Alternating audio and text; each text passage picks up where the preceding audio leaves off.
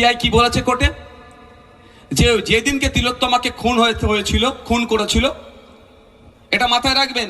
অনেকে বলছে ধর্ষণ করে খুন, আমি আপনাদের বলছি খুন করে ধর্ষণ, কথাটা উল্টো লাগতে পারে। স্বাভাবিকভাবে যদি একটা ডেড বডি কোথাও পাওয়া যায়, ডেড বডি উদ্ধার হলে কি হয়, কেন খুন করেছে এটা হয় না, প্রশ্ন হয় না? তো কেন তিলোত্তমাকে খুন করেছে, যদি এই প্রশ্নটা উত্থাপন করা যদি বেরিয়ে আসে, সেই জন্য ওকে খুন করা হলো, ধর্ষণ তারপরে করানো হয়েছে। আমি এত বড় কথা বললাম, তাকে ধর্ষণ করানো হয়েছে যাতে কি কারণে খুন হতে হলো তিলোত্তমাকে সেটা না জানতে পারে, সেটা চাপা পড়ে যায়। তিলোত্তমাকে কেন খুন হতে হয়েছিল? আপনার আমার বাড়ির মেয়ে, তিলোত্তমাকে খুন হতে হয়েছিল আপনার আমার জন্য।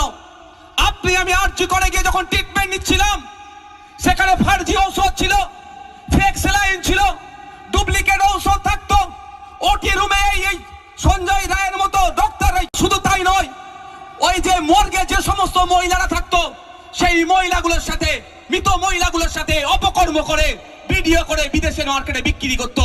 এর প্রতিবাদ আপনার আমার বাড়ির মেয়ে তিলোত্তমা করেছিল, আমার আপনার জন্য করেছিল, সেই জন্য তাকে খুন হতে হলো। তাই